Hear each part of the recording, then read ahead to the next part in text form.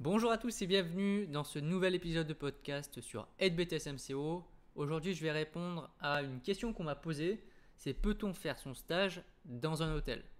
Alors ça tombe bien, en plus récemment j'avais vu une annonce pour un hôtel de luxe qui recrutait et qui cherchait à recruter un BTS MCO en alternance.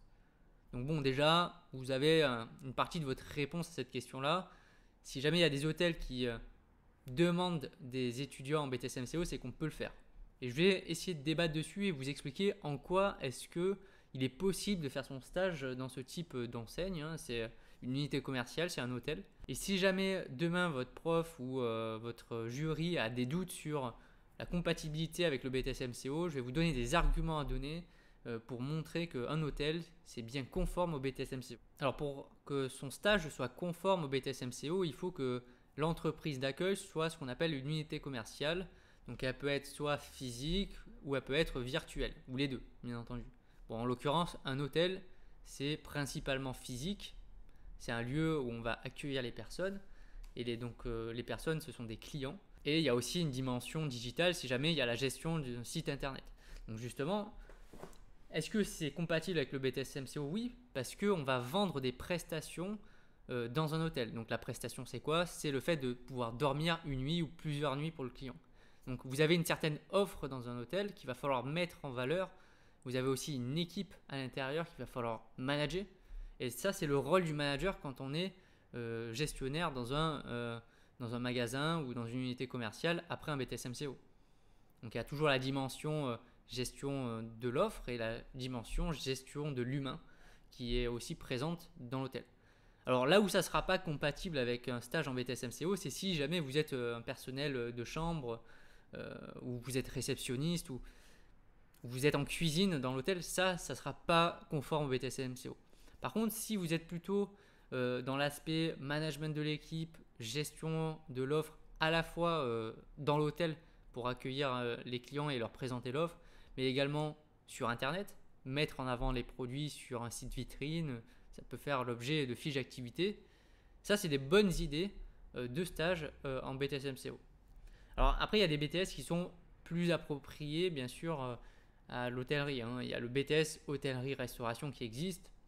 Bien sûr, si vous voulez vraiment intégrer ce secteur-là, c'est mieux de faire un BTS hôtellerie-restauration. Et quoique, ça dépend. Alors pourquoi est-ce que ça dépend? Tout simplement parce que le problème du BTS hôtellerie-restauration, c'est qu'il est focalisé sur ce secteur-là. Et c'est là le gros avantage du BTS MCO par rapport à un autre diplôme, c'est qu'il est extrêmement polyvalent et il permet de s'ouvrir à des branches énormes. Vous pouvez aller en magasin, que ce soit alimentaire ou non alimentaire. Vous pouvez aller du coup dans l'hôtellerie, donc gérer le point de vente, donc gérer l'hôtel. Vous pouvez aller dans le secteur bancaire, dans l'immobilier, dans le marketing, dans le recrutement, dans la formation, dans les achats. Il y a vraiment énormément de débouchés possibles. Donc quand on me demande est-ce qu'on peut faire un stage dans un hôtel, je réponds toujours oui, c'est possible et je donne ces raisons-là. Parce qu'à partir du moment où on a une offre et qu'on est manager de cette offre et de cette équipe-là, ben, on est totalement conforme pour le BTS.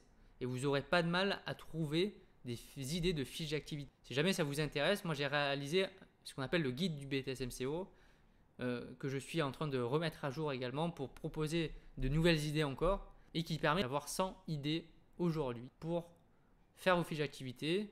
Elles sont plutôt axées maintenant sur la grande distribution, mais je suis en train de la modifier et d'apporter des idées pour d'autres secteurs d'activité qu'on peut faire avec un BTS MCO. Donc la banque, la restauration, enfin l'hôtellerie-restauration, l'immobilier, les agences sur Internet, enfin bref, plein de choses possibles. Ça, c'est en description. Vous avez un lien vers mon site et puis dessus, vous trouverez ce guide-là qui pourrait vous faire gagner beaucoup de temps. Donc n'hésitez pas, si vous avez du mal à trouver une alternance ou un stage, à aller démarcher tous les hôtels qui y a à proximité de chez vous. Alors, peut-être qu'il y a des hôtels, jamais ils vont recruter de BTS MCO parce qu'ils préféreront recruter des BTS hôtellerie-restauration. Mais c'est pas grave. Autant essayer. Ça vous laisse des opportunités supplémentaires pour au moins réaliser votre stage pendant vos 2 années. Et peut-être que ça va vous permettre de découvrir un secteur que vous ne pensiez jamais faire. Pas forcément le gérant sur le terrain en train de faire les chambres ou la restauration, mais en train de gérer et de voir un peu comment ça se passe autour. Parce que quand vous gérez l'hôtel, vous allez être en contact avec toutes les équipes différentes et vous allez comprendre comment ça fonctionne. Et peut-être ça va vous donner envie. Peut-être que ce secteur-là, vous n'y avez pas pensé et ça peut être intéressant de faire une expérience à l'intérieur. Et au vu du contexte sanitaire, moi je conseillerais, ce serait même plus approprié de faire un BTS MCO pour aller en hôtellerie plutôt que de faire un BTS hôtellerie-restauration qui pourrait restreindre vos débouchés à la suite du BTS. Donc voilà, ça c'était mon avis sur cette question. Réponse du coup positive. Oui, vous pouvez faire votre stage dans un hôtel. Merci de m'avoir écouté. On se retrouve très bientôt pour de nouvelles vidéos. Allez, à bientôt. Bonne semaine à tous. Bye.